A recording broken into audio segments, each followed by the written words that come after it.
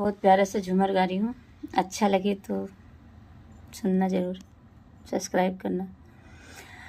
सखी देवरा मुझे मुंडा, सखी देवरा मुझे मुंडा, हमके ना सोहाला।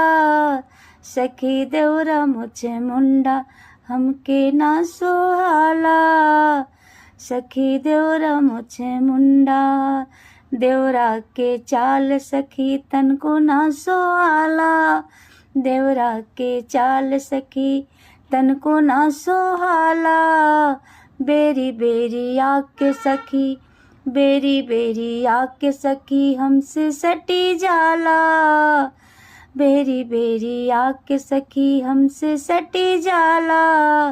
गौआ में हो, गौआ में भइल बाटे जुटहू के हाला।